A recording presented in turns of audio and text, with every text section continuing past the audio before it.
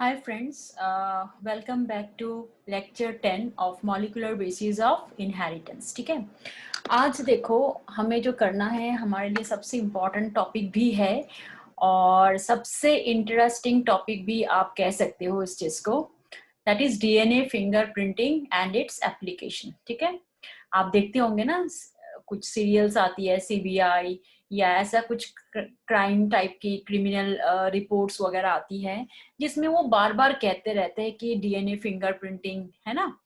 तो उसी के बारे में हमें करना है आज. और इसमें देखो, ये सिर्फ इस चैप्टर में ही होगा ऐसा नहीं है, it's involve in human genome project में भी इसकी पार्शियल पार्ट इन्वॉल्व है. फिर आगे जाके हम बायोटेक्नोलॉजी करेंगे तो उसमें भी ये इम्पोर्टेंट है. ठीक है, सो देखो बेसिकली हमने जो हमारी लास्ट टॉपिक जो किए थे जीन रेगुलेशन वगैरह, ठीक है, उससे ये थोड़ा सा मतलब अलग है. उसके साथ ऐसा कोई मतलब डायरेक्ट रिलेशन इसका नहीं है, बट अगेन डायरेक्ट रिलेशन अगर हम निकालना चाहे तो genes, we are concerned about genes. ठीक है, तो यहाँ भी हम डीएनए के ऊपर ही कॉन्सेंट्रेट कर रहे हैं. अच्छा, दूसरी बात देखो, यहाँ पे ये जो चीज है मतलब काफी अट्रैक्टिव साइंस है ये डीएनए फिंगरप्रिंटिंग. आप अगर देखोगे ना, ये कभी हमें जैसे हम किसी क्रिमिनल्स को डिटेक्ट करना है या कई बार पैटर्निटी टेस्टिंग मैटर्निटी टेस्टिंग होती है. मैं एक एग्जांपल बता रही हूँ. इमरान खान की एक बेटी थी, वो भी मतलब ही वाज इग्नोरिंग कि वो she was not his daughter, but then it was proved by DNA fingerprinting. तो कई बार जैसे खोए हुए बच्चों को लाना, ठीक है ना, पेरेंट्स के साथ मैच कराना, कई बार पेरेंट्स इग्नोर कर देते हैं कि हमारी बच्चा ये है ही नहीं, तो उस चीज को हम प्रूफ कर सकते हैं with the help of DNA fingerprinting. और एक चीज मतलब इसमें कभी गलत रिजल्ट या आ ही नहीं सकता. अगर हम इसको मैनिपुलेट ना करें तो ये गलत रिजल्ट दे ही नहीं सकता. ठीक है, सो बेसिकली देखो, इसको फिंगरप्रिंट कहते हैं, but exactly it's not fingerprinting. इसे कहा जाता है profiling. DNA profiling is it's exact name. DNA ये जो फिंगरप्रिंटिंग है, फिंगरप्रिंट मतलब जैसे अंगूठा छाप. अब जैसे अभी आप कॉम्पिटिटिव पेपर के लिए बैठोगे, आजकल तो सिग्नेचर के साथ साथ आपकी फिंगर टिप्स का भी प्रिंट लिए जाते हैं. वाई?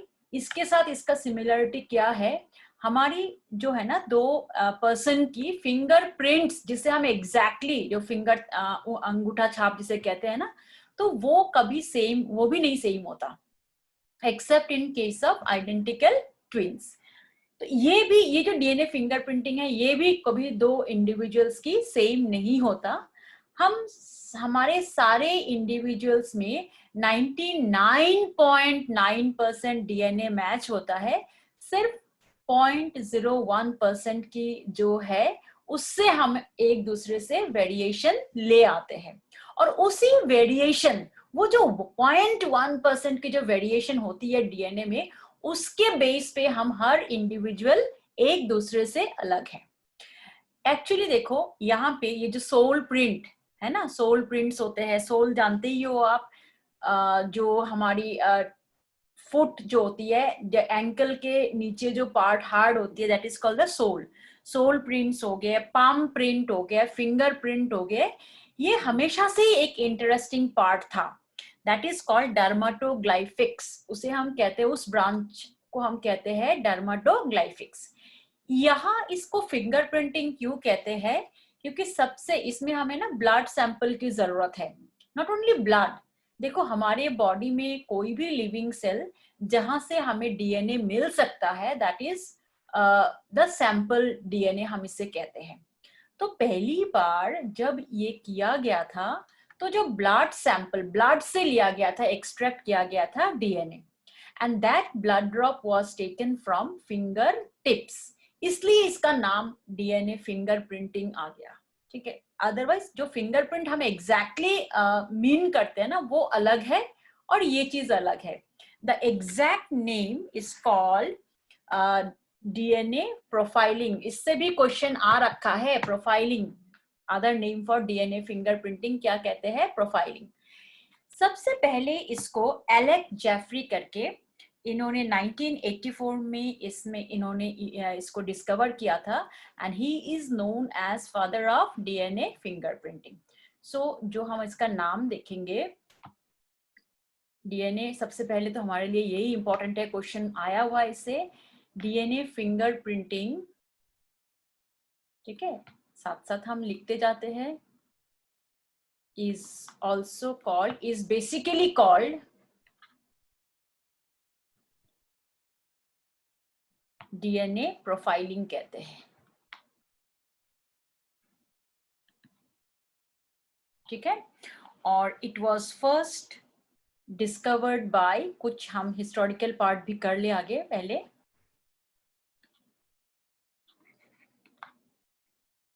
डिस्कवर्ड बाय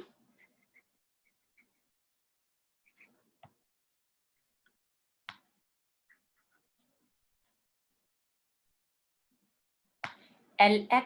जेफरी,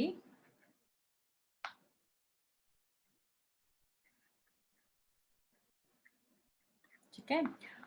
और इनको हम कहते हैं, ही इज नोन एज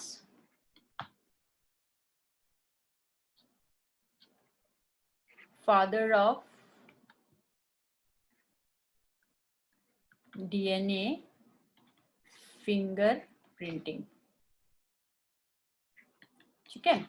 और इंडिया में क्या हुआ था, इन इंडिया सीसीएमबी करके एक इंस्टीट्यूट है, साइंस रिसर्च इंस्टीट्यूट हैदराबाद में, centre for sale and molecular biology, जहाँ पे इसकी डीएनए फिंगरप्रिंटिंग, जो भी हमारा सैंपल होता है वहां जाके ये चीजें मतलब एनालाइज होती है। So in India it was brought by, ये तो Alex Jeffrey was from united UK से थे वो, और it was first used by doctor Kashyap, है ना, ये सीसीएमबी के थे, VK Kashyap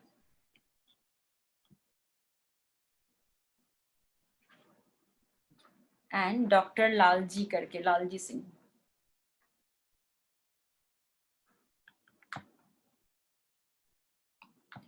from CCMB Hyderabad,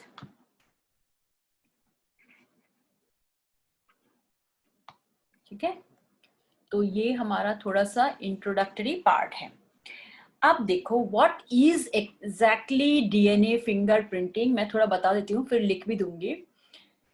basically देखो, हमारे जो डीएनए है it consists of nucleotides, right. लेकिन ये जो न्यूक्लियोटाइड्स है, हम दो इंसान में, आप ब्रदर सिस्टर के साथ भी देख सकते हो, पेरेंट्स के साथ भी देख सकते हो, इसमें कुछ रिपीटेटिव सीक्वेंस आता है। ये चीज हमने पहले भी पढ़ा था, सैटेलाइट रीजन हम कहते हैं ना, एसएटी, साइन एसिडो थाइमो न्यूक्लिनो, वहां पे क्या होता है, बेसिकली वहां पे रिपीटेटिव सीक्वेंसेस होती है। तो उन रिपीटेटिव सीक्वेंस में ही हमारी डिफरेंस है। वो रिपीटेटिव सीक्वेंस 1 to इसमें हो सकता है 60 तक की रिपीटेटिव सीक्वेंस में हो सकता है, बट किसी में जैसे एक रिपीटेटिव सीक्वेंस है, किसी में 6 है, किसी में 7 की है ना। तो उस बेस पे ये चीज होती है, रिपीटेटिव या सैटेलाइट रीजन पे। तो इसीलिए दो इंसान को डिफरेंशिएट करने वाला कौन सा रीजन है, satellite, that's why it is called marker region is called, ठीक है। अब इसमें किस चीज से डिफरेंस होती है, 99.9% तो हमारा सेम है, वो जो 0.1% की वेरिएशन होती है that is in the satellite region, right. और इसी के बेस पे हम निकालते हैं कि इंडिविजुअल में डिफरेंसेस या सिमिलरिटीज, ठीक है ना। तो देखो, इट्स कॉल्ड डीएनए प्रोफाइलिंग, और ये है क्या डीएनए फिंगरप्रिंटिंग, तो इसको थोड़ा देखिए, DNA,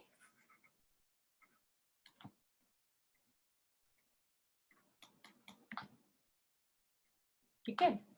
so this is exactly technique to determine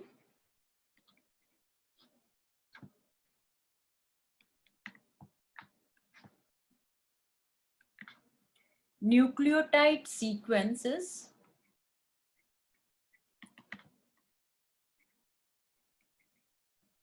of certain areas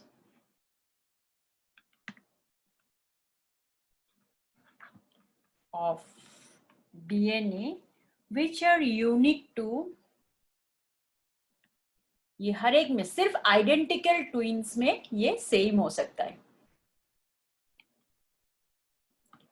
which are unique to each individuals.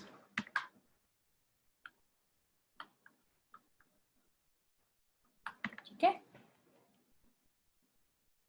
अच्छा, तो बेसिकली देखो यहाँ पे हमने कुछ कुछ डायग्राम्स दे रखा है।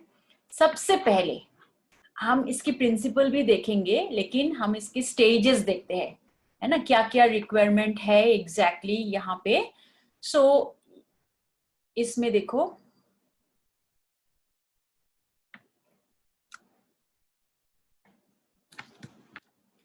so let's see with the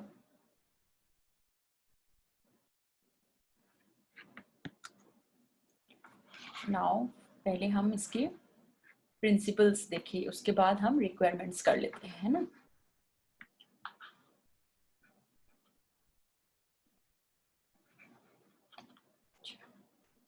तो इसका प्रिंसिपल देखो क्या होता है कि जैसे मैं अगर ये क्रोमोसोम बनाती हूँ, this is the chromosome, right. तो इस क्रोमोसोम की, ये जो क्रोमोसोम्स है, इस क्रोमोसोम की आपको क्या लेना है, सैटेलाइट रीजन लेना है। This is the satellite region, SAT, है ना, या फिर हम इसे क्या कहते हैं, सैटेलाइट रीजन। ठीक है, सैटेलाइट रीजन। अब इस रीजन में क्या होता है, बेसिकली रिपीटेटिव सीक्वेंसेस। ठीक है, now what this repetitive sequences exactly mean here. इसमें देखो किसी का 1 to, अगर आप रिपीटेटिव सीक्वेंस को देखो ना, इट्स लाइक कि 1 to 60 न्यूक्लियोटाइड्स, इससे ज्यादा नहीं हो सकता, कम तो हो ही नहीं सकता, खैर 1 to 60 न्यूक्लियोटाइड की रिपीटेशन होगी, राइट। जैसे किसी में GCTT ऐसा, मतलब GCCC सीक्वेंस, किसी में कुछ इस तरह का रिपीटेशन होगा। जो कुछ रिपीटेटिव सीक्वेंस हमारे पेरेंट्स के साथ सिमिलर हो सकता है, और पेरेंट्स से भी ज्यादा हमारी जो सिमिलरिटी आती है, that is with siblings, brother sister के साथ ज्यादा सिमिलरिटी होता है, because we inherit these repetitive sequences from our parents. ठीक है, और आइडेंटिकल ट्विन्स में ये बिल्कुल 100% मैच करेगा। तो हमारा जो DNA फिंगर प्रिंटिंग है वो इन रिपीटेटिव सीक्वेंस के ऊपर बेस करके है, right.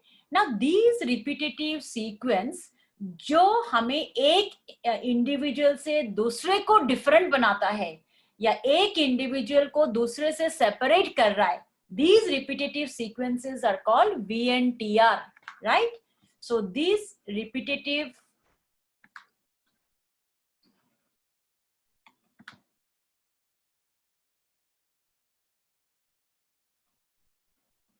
sequences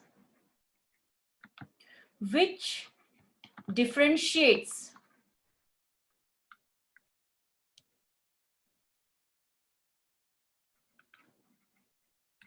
one individual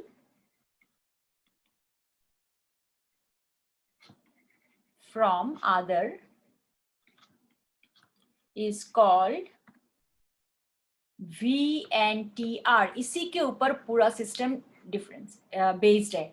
this is variable tandem, sorry variable number tandem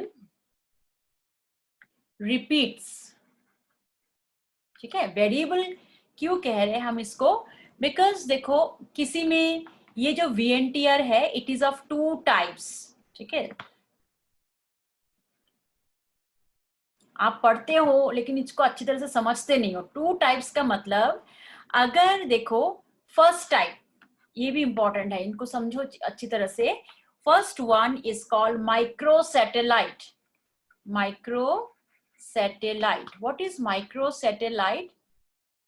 अगर ये 1 to 6 रिपीटेटिव सीक्वेंस हो, ठीक है, तो इसे कहते हैं माइक्रो सैटेलाइट। एंड सेकेंड क्या है, मिनी सैटेलाइट। ये एक रिपीटेशन हो सकती है, 2 हो सकता है, 6 भी हो सकता है, 60 तक मैक्सिमम हो सकता है। तो दूसरा वाले को क्या कहते हैं, मिनी सैटेलाइट।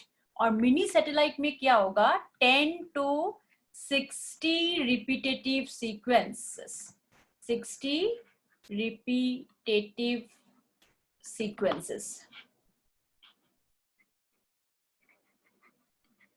ठीक है।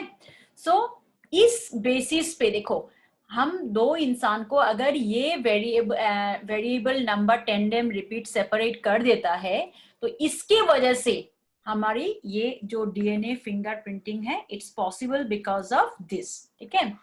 ऑल इंडिविजुअल्स, ठीक है, in between two individuals there is 99.9% of sequences are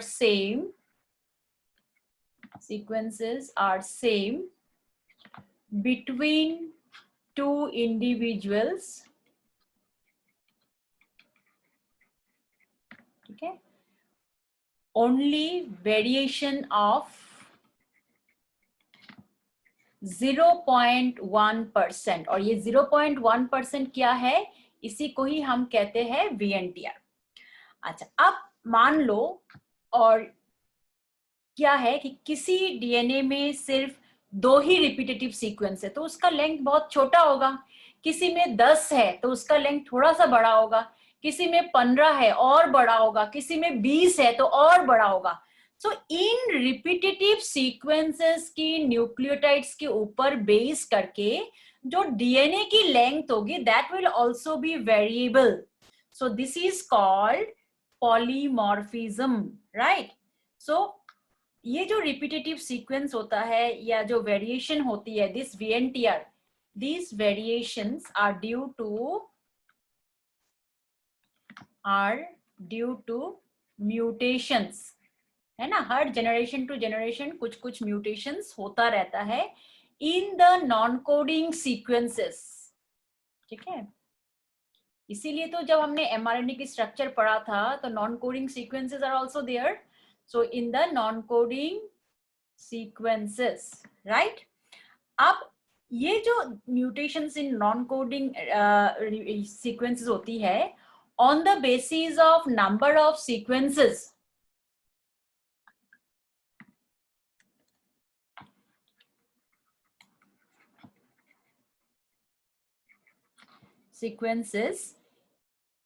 it is called DNA polymorphism. Polymorphism मतलब वेरिएशन। एक अगर 2 सीक्वेंस की फ्रेगमेंट है, छोटा साइज होगी, 2 5 की है तो थोड़ा उससे बड़ा होगा, 10 की है उससे और बड़ा होगा, राइट। तो उसको क्या क्या कहते हैं, polymorphism, right. So DNA polymorphism इन ये सब हम ना जेनेटिक मैपिंग से लाते हैं, राइट। तो अगर आपको मान लो पूछा गया कि भैया 1 मार्क के लिए या नीट की 4 मार्क के लिए व्हाट्स द मेन प्रिंसिपल, किस चीज के ऊपर बेस्ड है तुम्हारा ये डीएनए फिंगरप्रिंटिंग, हम सीधा कुछ नहीं लिखेंगे, ऑप्शन चेक करोगे कि माइक्रो सैटेलाइट मिनी सैटेलाइट है। ठीक है, तो दोनों हो ही नहीं सकता। अगर दोनों होगा तो बोथ 1 and 2 लिखा रहेगा वहां पे, या वो डायरेक्टली ना, पता नहीं इन दोनों को मिला के हम क्या कह सकते हैं, VNTR, which is the most appropriate term used for this. ठीक है। अब ये जो individuals have this repetitive sequence, मतलब ये हमारा कभी 2 इंसान का मैच हो ही नहीं सकता, है ना। हमें इसकी फादर निकालना है, इसकी मदर निकालना है, तो ऑब्वियसली मेरे पास अगर 60 VNTR है तो कुछ तो मदर के साथ मैच करेगा। दूसरे किसी और फैमिली के, किसी और लेडी के अगर कंपेयर करें, मेरी मदर के साथ मैचिंग ज्यादा होगी या मेरे फादर के साथ मैचिंग होगी। 100% नहीं होगा, लेकिन कुछ तो मैच होगा। और उनसे भी अगर ज्यादा मैचिंग देखोगे, मेरी सिबलिंग्स के साथ मैचिंग ज्यादा होती है, राइट। तो और अगर आइडेंटिकल ट्विंस है तो ये सीक्वेंसेस बिल्कुल 100% मैच होगा। इसके बेसिस पे हम निकालते हैं कि पैटर्निटी और मैटरनिटी टेस्टिंग का। So it's only because of the VNTR, ये हमारा मैच नहीं करेगा, राइट? आप पूरा जब टेक्निक पढ़ोगे आपको समझ आ जाएगी कि कैसे ये चीज होता है ना।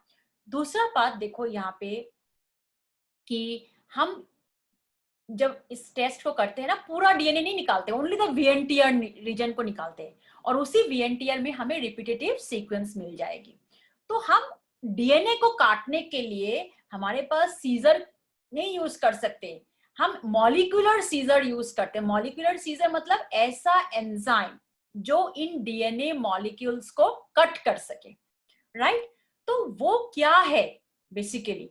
तो that is called restriction enzymes. Restriction क्यों कहते हैं उसको? वो एंजाइम एक पर्टिकुलर सीक्वेंस पे DNA को कट कर सकता है, which is called palindromic sequence. मैंने अपना एक लेक्चर में दिया भी था ये चीजें, पैलिंड्रोमिक, आगे से पीछे से बैकवर्ड फॉरवर्ड रीडिंग अगर सेम हो, these are called palindromic sequences. तो ये उस मॉडिफाइड सीक्वेंस पे कट कर सकता है और स्पेसिफिक सीक्वेंस पे कट कर सकता है, तभी हम उसे क्या कहते हैं? Restriction enzyme. और उससे मान लो एक VNTR में रिपीटेटिव सीक्वेंस 2 आ रहा है, किसी में 4 आ रहा है, तो अलग अलग फ्रेगमेंट की लेंथ होगा। सो दिस इज कॉल्ड पॉलीमॉर्फिज्म, और इकट्ठे हम क्या बोलते हैं? RFLP, restriction fragment length polymorphism. Why? When these VNTRs that is a repetitive sequences are cut with restriction enzymes. ठीक है, तो हम यहाँ पे क्या लिख सकते हैं? These repetitive, चलो इसमें कलर थोड़ा चेंज करते हैं। These repetitive unique sequences are obtained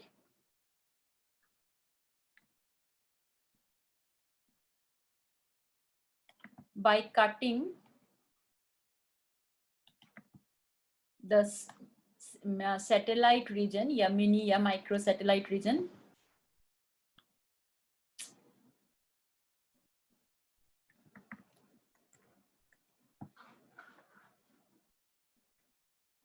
so देखो, तो दिस पॉलीमॉर्फिज्म मतलब द रिपीटेटिव सीक्वेंसेस या यूनिक सीक्वेंसेस जिसको हमें काटना है, VNTR में ही होता है ये चीजें, तो उसको हम किस चीज से काट रहे हैं? रेस्ट्रिक्शन एंजाइम से। हेंस जो भी हमें रिपीटेटिव सीक्वेंस का फ्रेगमेंट्स मिल रहा है, these are also called RFLP, यानी restriction fragment length polymorphism, right? तो hope you have understood the principle. देखो यहाँ जो है ना, पूरा मेन मैकेनिज्म जो है वो इस प्रिंसिपल के ऊपर ही बेस्ड है, हमें प्रिंसिपल ही मेनली देखना है, राइट? तो अब हम चलते हैं इसकी स्टेप्स, मतलब पूरा प्रोसेस क्या है यहाँ पे, है ना? तो अब हम चलते हैं इसके स्टेप्स के ऊपर। तो जब हम स्टेप्स देखेंगे ऑफ DNA फिंगरप्रिंटिंग,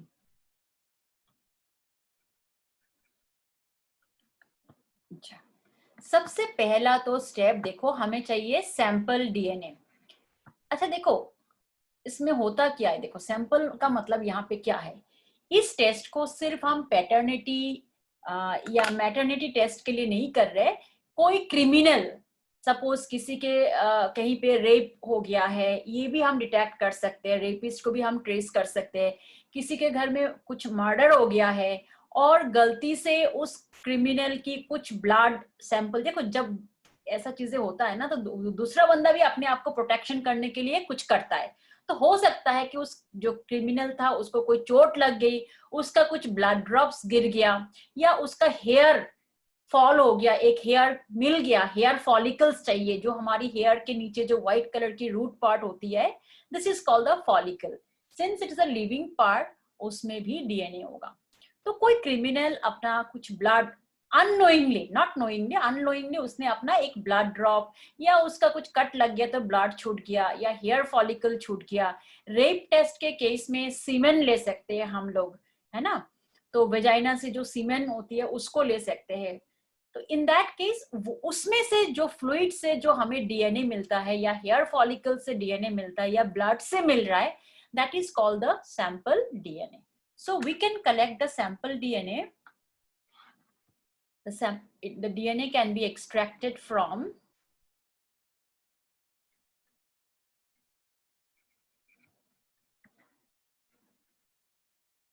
ब्लड से हो सकता है, फिर हेयर फॉलिकल से हो सकता है, ठीक है, फिर कोई भी बॉडी फ्लूइड से हो सकती है,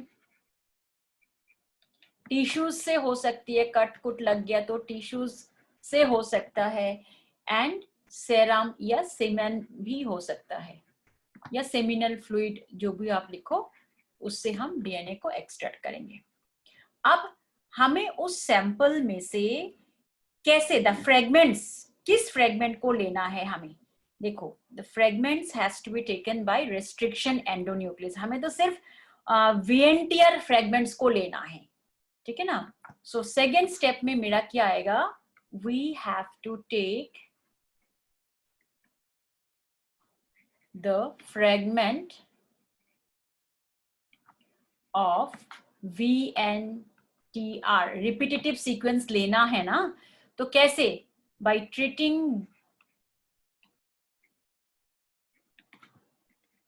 डीएनए विथ, कौन सी एंजाइम से कट कर सकते हैं हम, रेस्ट्रिक्शन एंजाइम, या इसे हम एंडोन्यूक्लियस भी कह सकते हैं, क्योंकि वो डीएनए को ना जो न्यूक्लियोटाइड में कट करता है, मिडिल में कट करता है, not in the peripheral side, right, तो उसी को कहते हैं एंडोन्यूक्लियस। अगर वो पेरिफेरल साइड पे कट करेगा तो एक्सोन्यूक्लियस,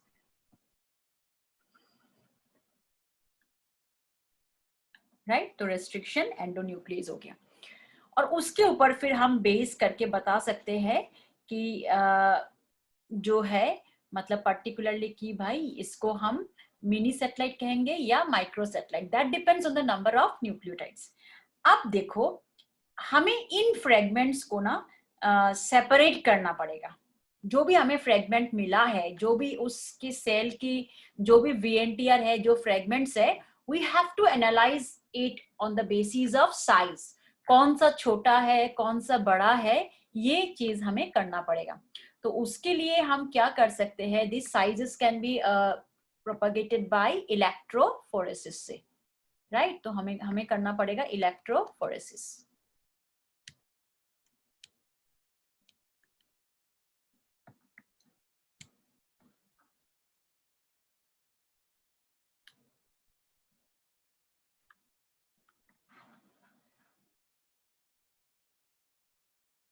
सो देखो इन जो हमने वीएनटीआर लिए हैं उसकी फ्रेगमेंट्स की अलग अलग साइजेस होगी, कोई 3 न्यूक्लियोटाइड होगा, किसी में 10 न्यूक्लियोटाइड्स होंगे।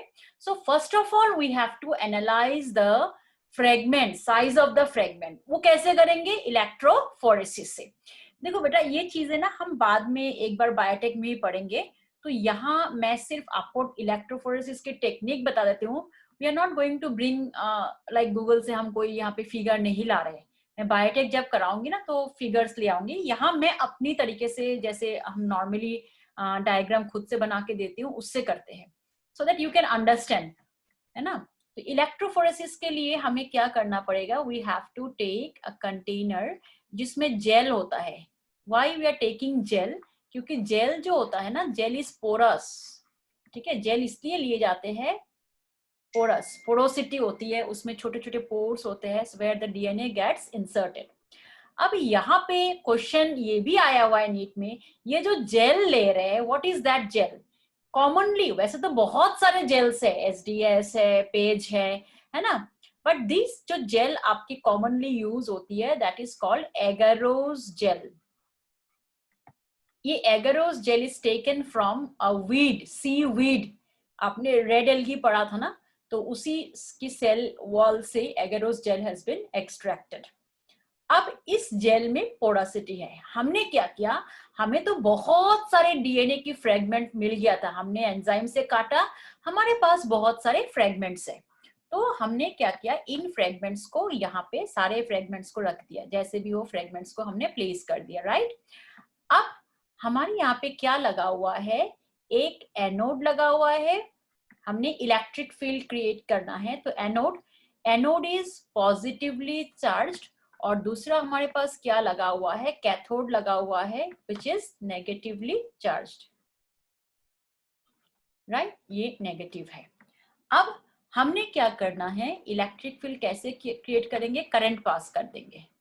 जैसे ही हमने करंट पास किया, डीएनए, क्योंकि उसमें फॉस्फेट ग्रुप होता है, so DNA is negatively charged. क्यों? DNA is negatively charged, why? Because of phosphate group. Hence किसके तरफ मूव करेगा? इट मूव्स टुवर्ड्स एनोड की तरफ, है ना। और जब ये मूव कर रहा है, सो जितने बड़े फ्रेगमेंट्स है, ये भी क्वेश्चन आया हुआ है, सो जितने बड़े फ्रेगमेंट्स होते हैं, जैसे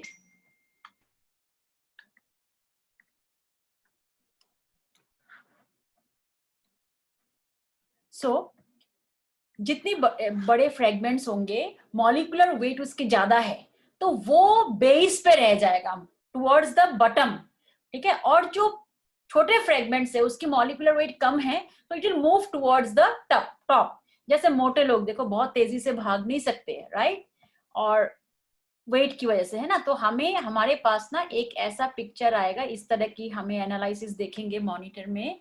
तो इसमें क्या होता है बेसिकली, ये these are the larger fragments, ऐसे बड़े बड़े फ्रेगमेंट्स बेस के तरफ होंगे, जितना छोटे फ्रेगमेंट्स होते जाएंगे ये ऊपर की तरफ होते जाएगा, राइट। इससे भी नीट में क्वेश्चन आ रखा है ना।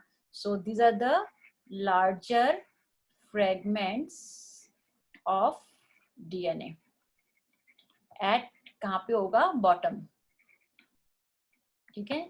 और टॉप पे क्या होगा, स्मॉलर फ्रेगमेंट्स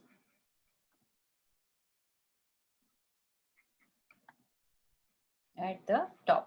ये जो हमने इलेक्ट्रोफोरेसिस करके जो फ्रेगमेंट्स को हमने सेपरेट किया है, that was on the basis of molecular weight. तो यहाँ पे हम एक ही चीज के ऊपर डीएनए को सेपरेट कर रखा है, तो this is called one dimensional electrophoresis, है ना।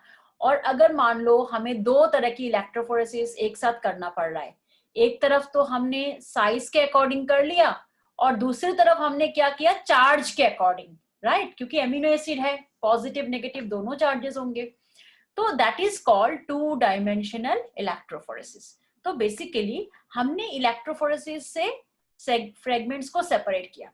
अब जो हमारा नेक्स्ट स्टेप आएगा, देखो कोई क्रिमिनल अगर ये करके भी जाएगा ना, मान लो इसका सैंपल छूट गया है, तो इन दैट केस ऐसा नहीं है कि वो पूरा ही सैंपल छोड़ के जाएगा, ठीक है ना।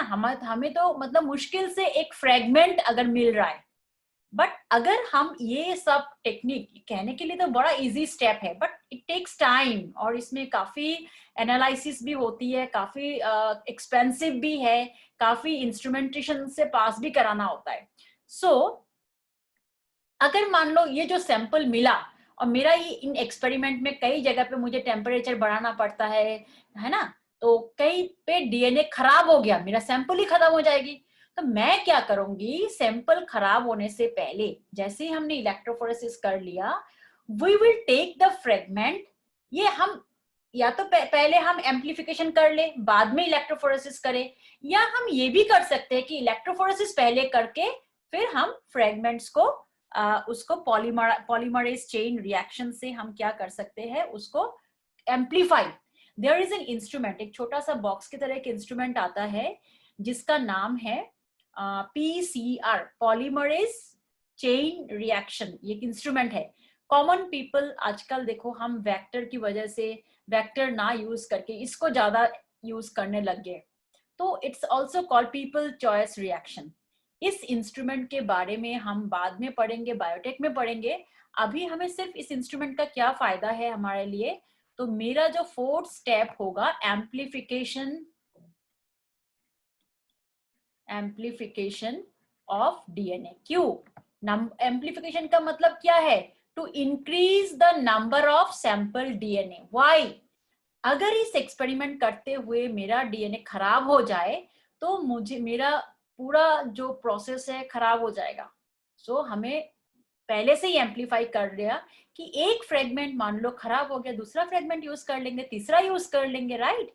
सो amplification, that is the number of sample DNAs are increased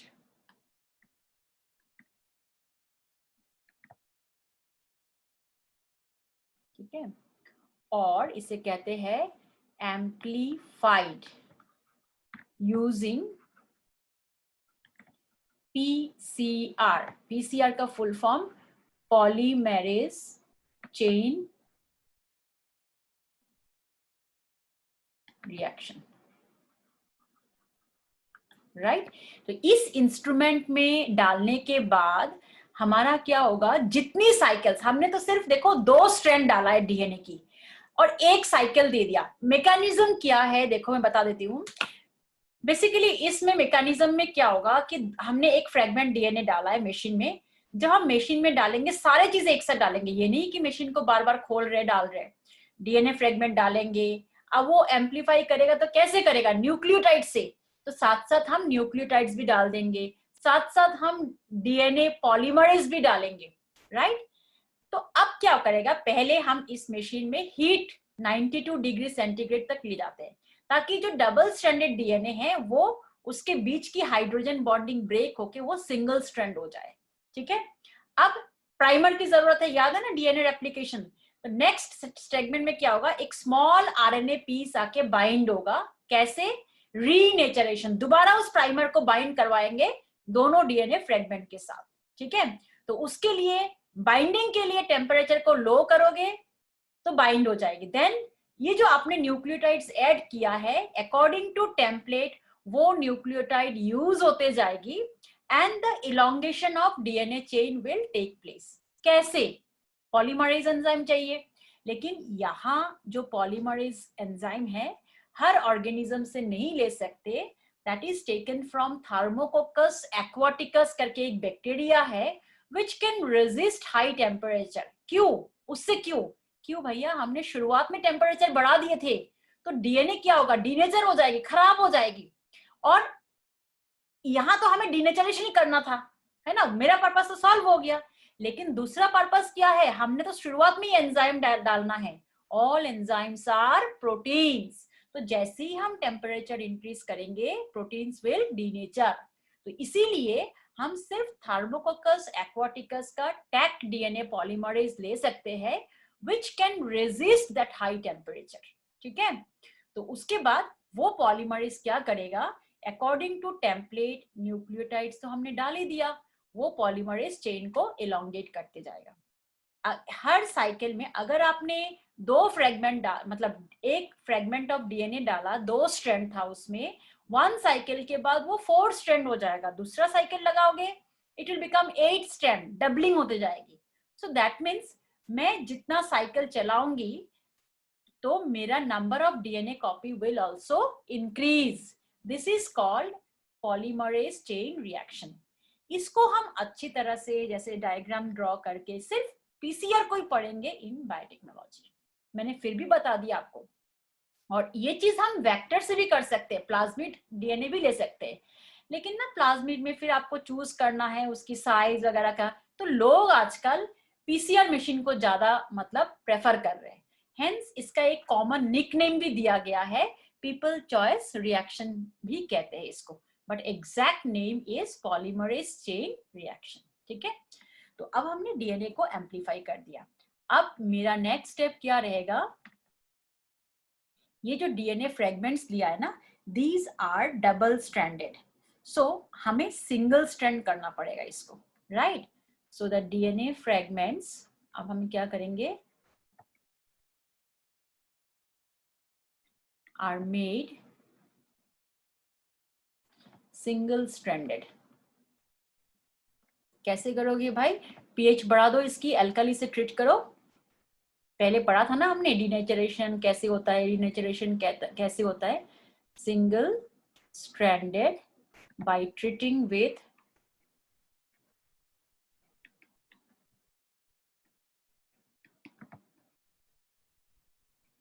alkali, right. कौन सा अल्कली यूज कर सकते हो, सोडियम हाइड्रोक्साइड भी आप यूज कर सकते हो। So now single stranded DNA fragments are obtained.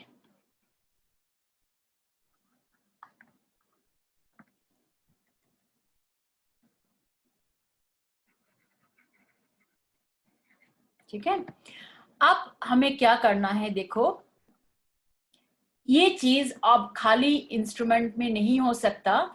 These single stranded DNA are to be taken out in a paper. एक नाइट्रोसेल्यूलोज पेपर करके यूज होती है. और क्योंकि हम डीएनए को ब्लॉट कर रहे हैं, जैसे पानी कहीं पे गिरता है, इंक गिरता है, तो आप क्या करते हो, या तो उसके ऊपर हम चौक रखते हैं या ब्लॉटिंग पेपर रखते हैं ताकि उसको सोक कर ले. तो हमें भी इन डीएनए को एक पेपर के ऊपर निकालना है उसको. This is called the nitrocellulose paper. और क्योंकि हम यहाँ पे डीएनए को ब्लॉट करवा रहे हैं पेपर के ऊपर, it's called Southern blotting. Why? Because the DNA blotting was discovered by E.M. Southern. तो hence it is called Southern blotting. अब थोड़ा हम इस टेक्निक को देखते हैं. The DNA fragments,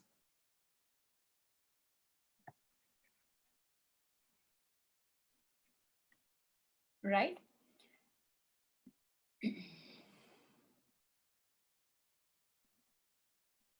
are transferred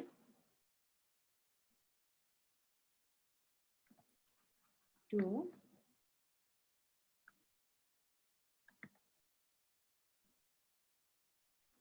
nitrocellulose membrane, या हम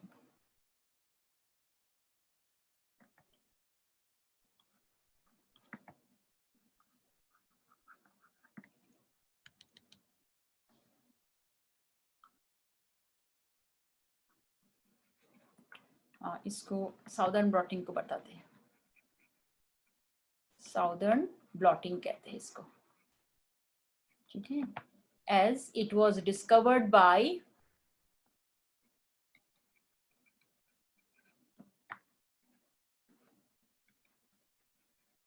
E.M. सॉरी,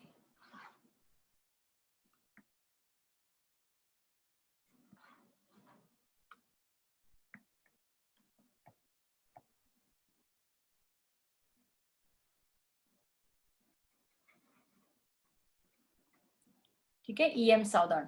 अच्छा, इसके साथ अगर हम कंपेयर करें, हम ये भी लिख सकते हैं, देखो अगर हम आरएनए ब्लॉटिंग करते हैं ना, मतलब डीएनए की जगह अगर हमने नाइट्रोसेल्यूलोज मेम्ब्रेन पे आरएनए को मतलब हमने ट्रांसफर किया, सो इट इज कॉल्ड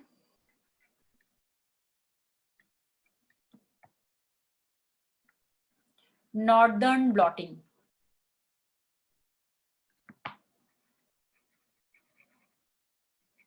ठीक है, और अगर प्रोटीन, प्रोटीन मतलब जैसे हम HIV टेस्ट के लिए प्रोटीन एंटीबॉडीज को ब्लॉट करना पड़ता है, तो protein blotting is called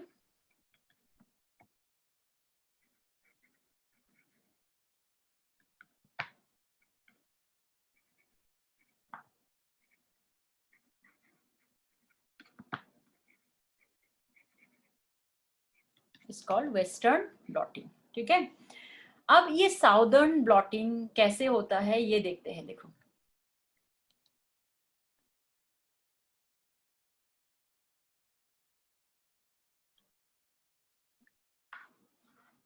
Southern blotting में ये हमारे पास ट्रे है. ठीक है, इसमें हमने क्या किया, ये डीएनए फ्रैगमेंट्स को रखा है. ये जेल के ऊपर भी आप रख सकते हो. पीसीआर इलेक्ट्रोफोरेसिस से पहले भी आप कर सकते हो. इसको रख लिया हमने सिंगल स्टैंडर्ड डीएनए. इसके ऊपर हम क्या करेंगे, एक nitrocellulose membrane, this is a nitrocellulose membrane, इसको रखते हैं. ठीक है,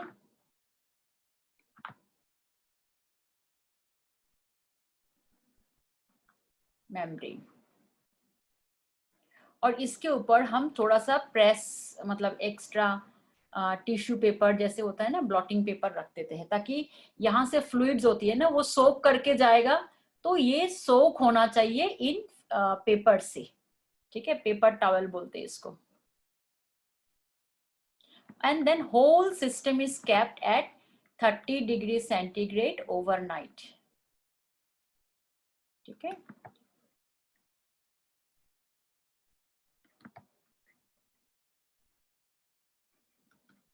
हो गया। अब जैसे इस पेपर में क्या होगा, ये रहा पेपर आपके nitrocellulose membrane, this is a nitrocellulose membrane.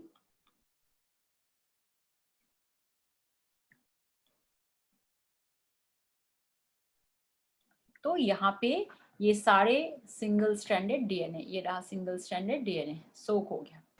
So these are called the single stranded DNA, right. अच्छा, क्यों हमने ये किया, क्योंकि हमारे पास आगे की जो प्रोसीजर है उसके लिए हमें सिंगल स्ट्रैंडेड चाहिए और किसी मेम्ब्रेन के ऊपर ही हमें चाहिए, है ना। तो हमने ये चीजें कर लिया। अब मैं क्या करूंगी, देखो नेक्स्ट जो मेरा प्रोसीजर होगा, प्रोव डीएनए, ये हमारा single stranded DNA. So next is probe DNA हम डालेंगे। व्हाट इज प्रोव डीएनए, पहले मैं बता देती हूँ फिर मैं लिख दूंगी। देखो, रेडियो एक्टिव प्रोव्स भी इसे हम कह सकते हैं। प्रोव डीएनए मतलब the known DNA sequences, the known DNA sequences को हम क्या कहते हैं, प्रोव डीएनए। मतलब क्या है, तुमने एक क्रिमिनल का सैंपल लिया था, उससे हमने वीएनटीआर ले लिया था, राइट। अब हमने उस वीएनटीआर से रिपीटेटिव सीक्वेंस को सिंगल स्ट्रैंड करके हमने नाइट्रोसेल्यूलोज मेम्ब्रेन पे रख दिया। Now this single stranded DNA वो बहुत ही अनस्टेबल होती है, इट्स वेरी अनस्टेबल। इसका हमेशा टेंडेंसी रहेगा to become double stranded, right. तो अब क्या करना है, देखो प्रूफ डीएनए मतलब आपने क्या बोला कि नहीं, मुझे इन 10 लोग में से सस्पेक्टेड है कि ये 10 लोगों में से किसी ने ये क्राइम किया होगा। तो मैं क्या करूंगी, इन 10 लोगों को ले आऊंगी और उनका भी मैं डीएनए सैंपल, उनका भी वीएनटीआर लूंगी, राइट। उनका भी मैं अलग अलग रजिस्टर मेंटेन करूंगी कि ए पर्सन इसका ये वीएनटीआर है, राइट। तो मैंने ले लिया और उनको भी मैं सेम प्रोसीजर से single strand nitro southern blotting तक मैं कर लूंगी। अब इसको इन छोटे छोटे, या साउदर्न ब्लॉटिंग में ना भी लो तब भी होगा, इन डीएनए फ्रेगमेंट्स को एक मशीन आती है जिसका नाम है Sanger machine, right.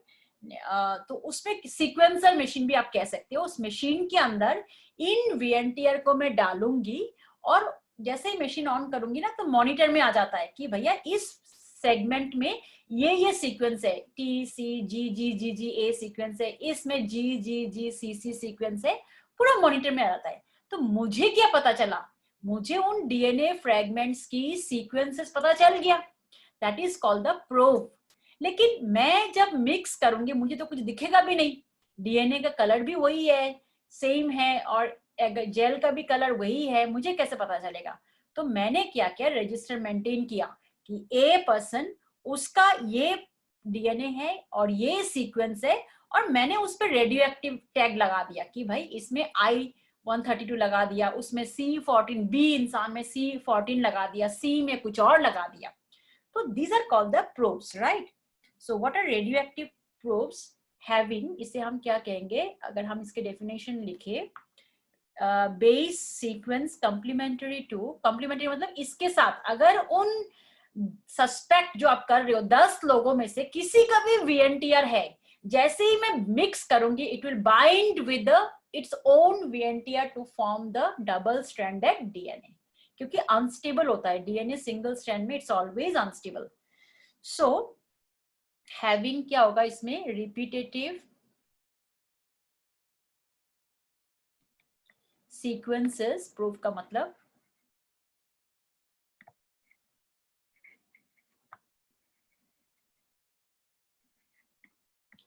complementary to possible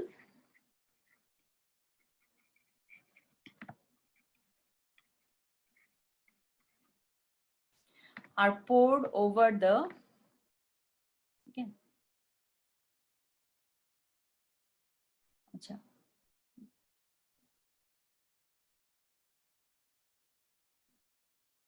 okay, which are tagged with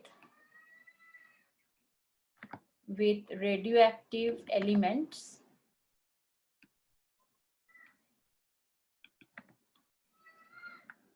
tagged with radioactive elements, right? And then poured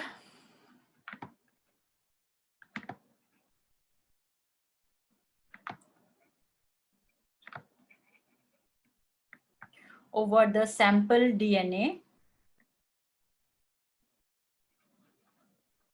single stranded DNA, और कहाँ पे, साउदर्न ब्लॉटिंग, मतलब उस ब्लॉट के ऊपर डालेंगे, राइट? तो अब ये क्या होगा, देखो, दीज सैंपल डीएनए, अगर ये सैंपल डीएनए में अगर, और जो हमने प्रोव लिया है उसके साथ अगर मैच होता है वीएनटीआर, तो automatically it will bind with the VNTR to form double stranded. अगर इन 10 सस्पेक्ट में से किसी का कोई है ही नहीं, उसका डीएनए है ही नहीं, इट विल नेवर बाइंड, ठीक है ना? सो हम इसमें क्या कर सकते हैं, the method of,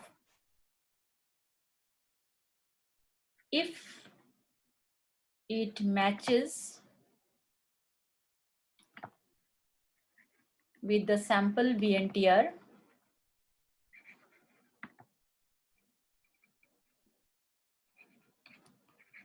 it will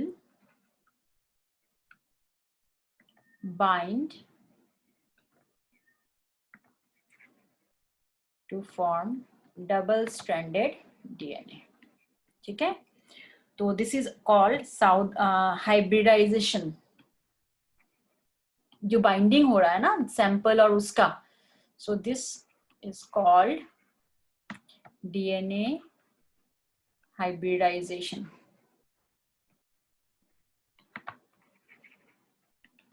ठीक है?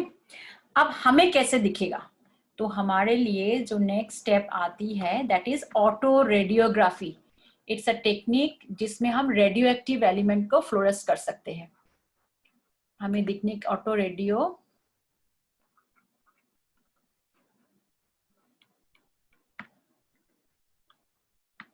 ठीक है? तो बेसिकली इसमें क्या होता है, एक्सरे फिल्म, जो एक्सरे फिल्म होती है इस तरह का ही होता है,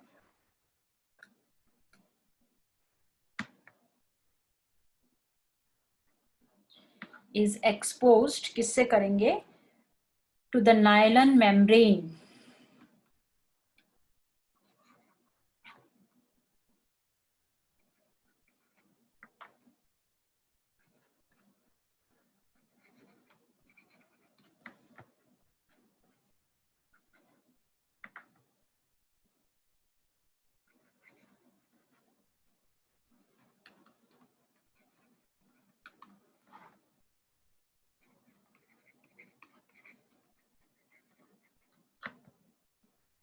have bound,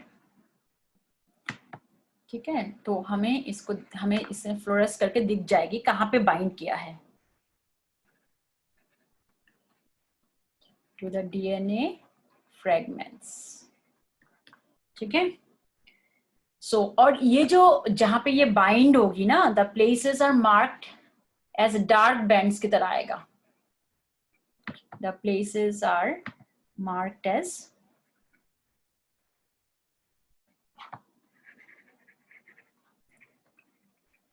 dark bands when X-ray film is developed, ठीक है? और अगर किसी के साथ मैच नहीं किया तो कभी भी ये बाइंड हो ही नहीं सकता, ठीक है? सो ये जो है ना, हमने entire process of DNA fingerprinting को देख लिया है, और इसमें बेसिकली इसका एप्लीकेशन क्या है, देखो, इसकी एप्लीकेशन है जैसे क्रिमिनल्स को डिटेक्ट करना, right, paternity and maternity testing, जैसे हम एप्लीकेशंस को देखें अगर इसका,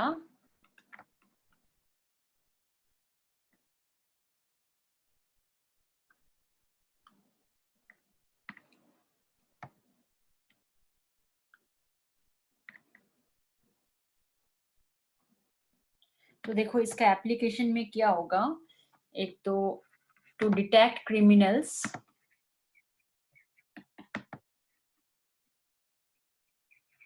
ठीक है, अभी बताती हूँ कैसे कैसे देखेंगे अल्टीमेटली हम। दूसरा है for paternity,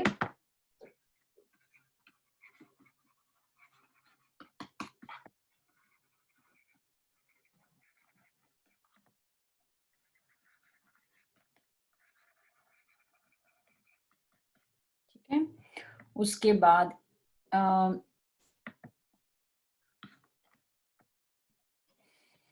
genes, can identify the genes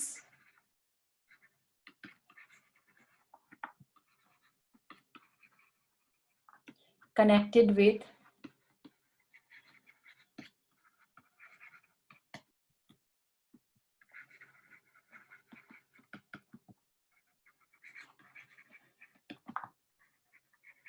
ठीक है। फिर एवोल्यूशनरी रिलेशनशिप्स, मतलब हमारे एंसेस्टर के साथ, सो एवोल्यूशनरी रिलेशनशिप्स देखने के लिए विथ एंसेस्टर्स,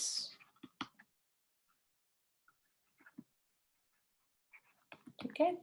और उसके अलावा रिलेशनशिप्स रिलेटिव्स के साथ, तो forensic, this branch of biology is called forensic biology कहते हैं। राजीव गांधी बहुत फॉर्मर प्राइम मिनिस्टर थे, उनकी जो डेथ हुई थी वो भी क्रिमिनल को डिटेक्ट किया गया, इसी टेक्निक से किया गया था, ठीक है।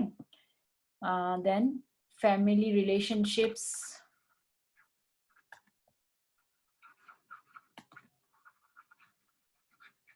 ठीक है।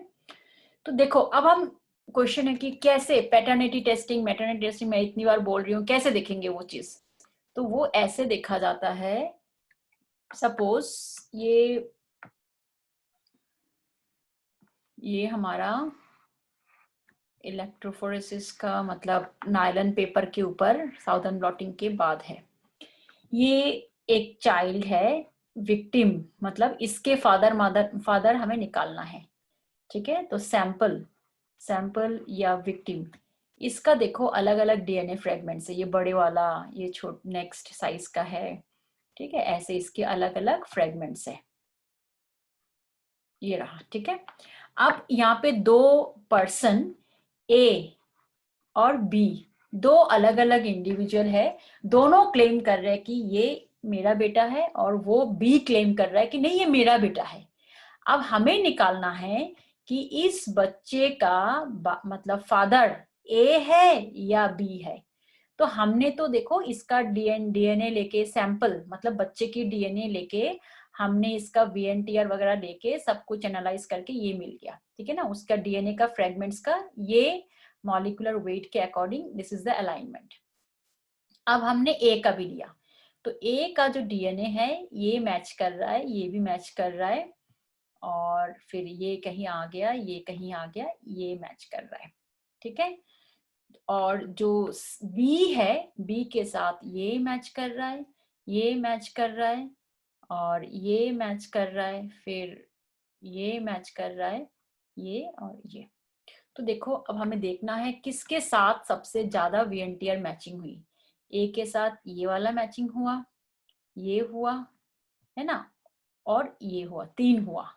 बी के साथ कितना है, ये मैचिंग हुआ, ये हुआ, ये हुआ, और अच्छा चलो हम यहाँ पे एक और लगा देते हैं।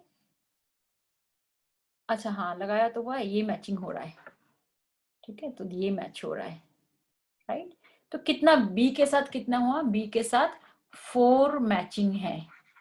तो जिसके साथ वीएनटीआर ज्यादा मैचिंग होगी, सो दिस इज द फादर, ये फादर है ऑफ द सैंपल डीएनए, जिसका भी हमने सैंपल डीएनए ले रखा है, ठीक है। क्रिमिनल्स के केस में अगर हमारी क्रिमिनल्स है, सपोज कोई क्रिमिनल्स की डिटेक्ट करना है, तो हमें उस केस में भी हमें ऐसा ही मिलेगा, ठीक है।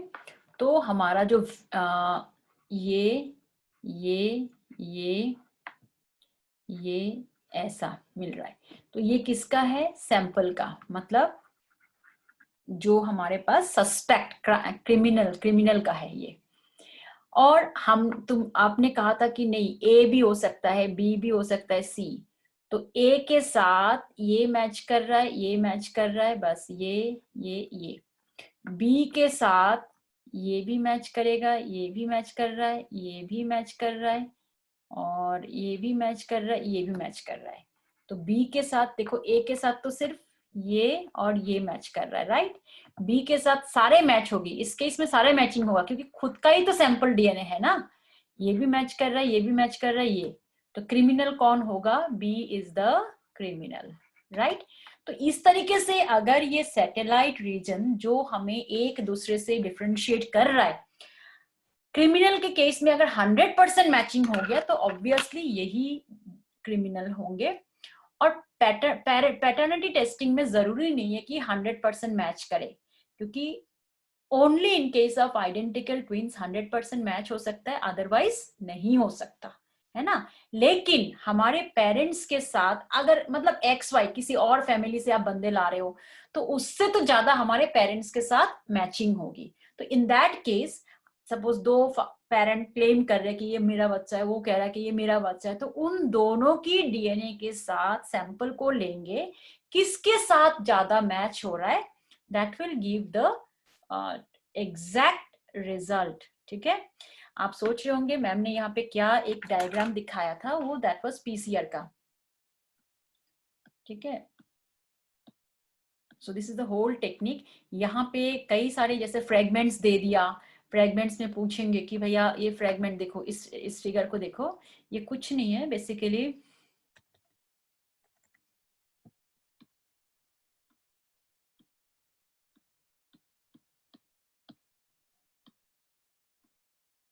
ये रहा, दिस इज द एक्चुअली, इसको अगर हम ये करें तो दिस इज वो जो पीसीआर का टेक्निक है।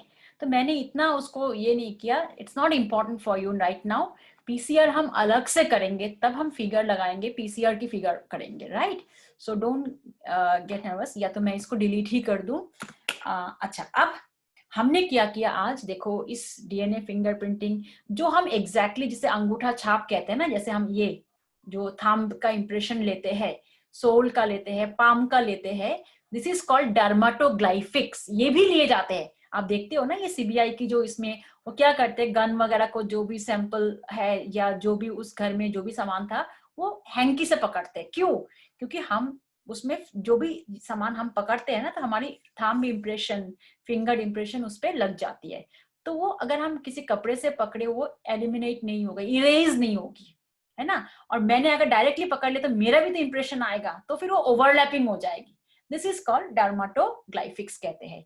फिंगरप्रिंटिंग इसको क्यों कहा हमने? क्योंकि सबसे पहला sample was taken from the blood from finger tips, इसके लिए हम इसको फिंगर प्रिंटिंग कहते हैं। The exact name is DNA profiling. Principle भाई किसके ऊपर बेस करके? वो जो सैटेलाइट सीक्वेंस यानी वीएनटीआर, क्योंकि दो इंसान का कभी ये चीज मैचिंग हो ही नहीं सकता, राइट। फिर हमने इलेक्ट्रोफोरेसिस में कौन सा जेल लगाया? एगरोस जेल लगाया, है ना। क्यों किया electrophoresis? To check out the sizes of the VNTR.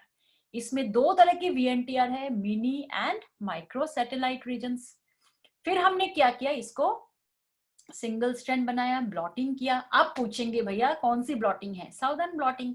लेकिन क्योंकि वो ईएम साउदर्न ने दिया था, आरएनए को उसके साथ सिमेट्री रखने के लिए हम कहते हैं northern blotting, but was given by Irwin. और फिर वेस्टर्न ब्लॉटिंग जो हमारी डिजीज वगैरह को ट्रेस करने के लिए, डायग्नोस करने के लिए यूज करते, that is called western blotting. फिर प्रोब पूछेंगे, ठीक है, on what is the application to detect criminals, paternity testing, maternity testing। इसी चीज का हम एक बार और देखेंगे कि ह्यूमन जीनोम प्रोजेक्ट जो हमारी नेक्स्ट लेक्चर का टॉपिक होगा, उसमें हम दोबारा यही वीएनटीआर और यही micro satellite and mini satellite दोबारा आता है। वहां पे भी हमारी इन चीजों का बड़ा मतलब एप्लीकेशंस है, that is also interesting. But उसमें थोड़ा सा कि मतलब theoretical part, you should know about each and every terms वहां पे, राइट। सो देखते हैं अब नेक्स्ट लेक्चर में, है ना। Till then good bye.